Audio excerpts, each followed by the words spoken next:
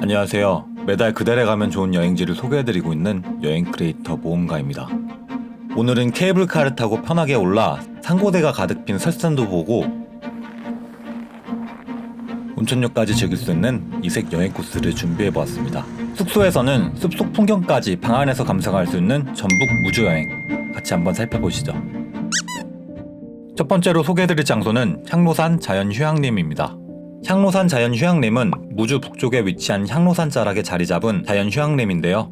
전국에 많은 휴양림이 있지만 이곳은 방 안에서 숲속의 풍경을 액자같이 볼 수 있는 커다란 창문이 있어 특히 인기가 있는 휴양림입니다. 숲속 나무집은 6평 2채, 8평 4채, 9평 3채, 총 9채가 있는데요. 한 실당 기준 인원 2명에 추가 요금을 내면 최대 4명까지 이용이 가능합니다. 6명이라면 숲속 동굴집을 이용하시면 되는데요. 동굴집은 기준 인원 4명에 최대 6명까지 이용 가능합니다. 동굴집은 방 안에서 이런 뷰를 볼 수는 없지만 옥상에 따로 쉼터가 마련되어 있습니다. 각 실당 가격은 비수기 성수기에 따라 평일과 주말 가격이 다른데요. 자세한 가격은 위표를 참고해주세요.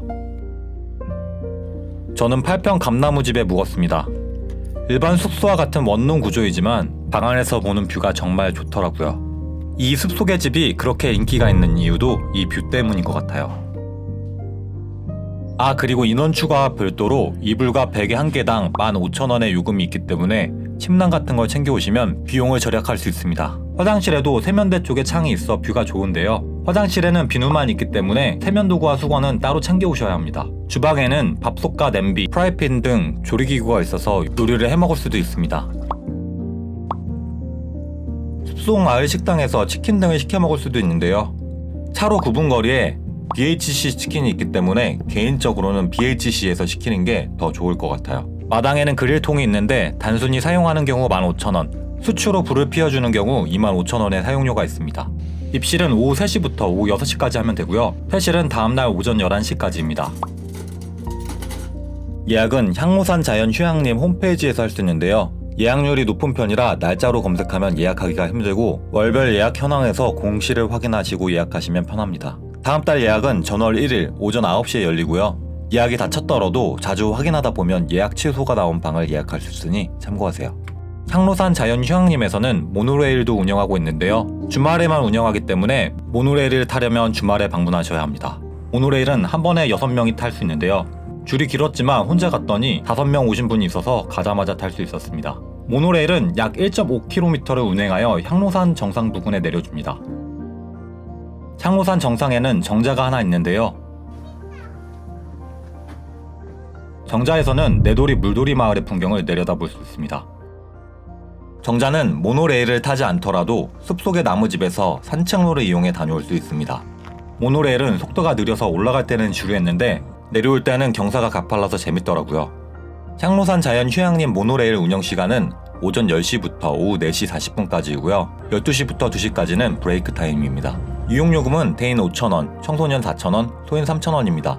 다음으로 소개해드릴 장소는 덕유산입니다. 덕유산은 우리나라에서 4번째로 높은 산이지만 설천봉까지 케이블카를 타고 갈 수 있어 힘든 등산 없이 아름다운 설경을 볼 수 있는 산입니다. 케이블카는 평일에는 당일 구매하여 탈 수 있지만 주말에는 예약을 해야만 탈 수 있습니다. 예약은 탑승일 포함 2주 전 오후 5시에 오픈하고요. 무주 덕유산 리조트 홈페이지 곤돌라 탭에서 곤돌라 예약 메뉴를 이용하시면 됩니다. 케이블카 이용 요금은 주말 기준 왕복 성인 22,500원, 소인 18,000원입니다. 케이블카는 해발 1520m 설천봉까지 약 2.6km를 천천히 오르기 때문에 주변의 풍광을 구경하며 가기에 좋습니다. 산봉우리를 하나 넘어 상부에 가까워질수록 새하얀 눈으로 덮인 아름다운 설경이 펼쳐집니다.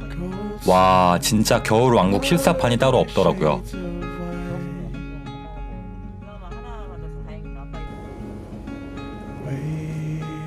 설천봉은 해발 1520m에 위치해 있어 매우 춥습니다. 설천봉에는 벽돌로 지어진 성벽 재질의 휴게소가 위치해 있고 그 옆으로 설천봉의 랜드마크 상제루가 있는데요. 아쉽게도 최근 화재로 불에 타 뼈대만 남아있는 모습입니다. 설천봉에는 스키 슬로프가 있어서 스키나 보드 타는 사람들도 구경할 수 있습니다.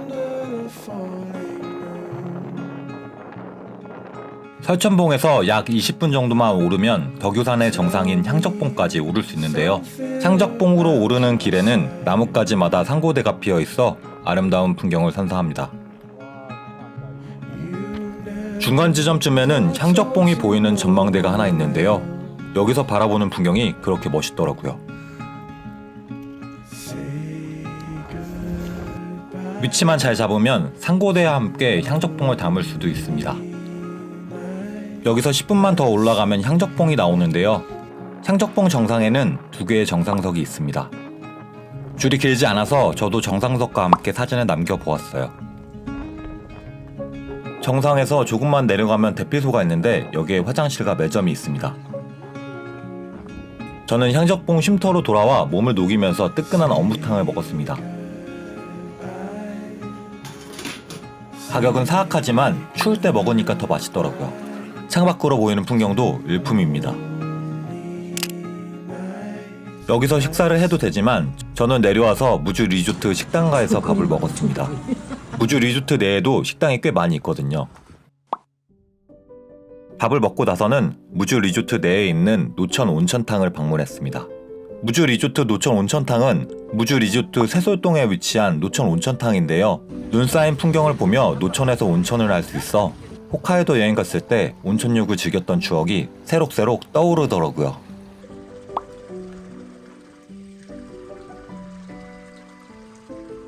무주는 온천공이 있는 지역이 아니라 이곳은 온천수를 이용한 온천은 아니고 물을 대표 운영하는 노천탕입니다.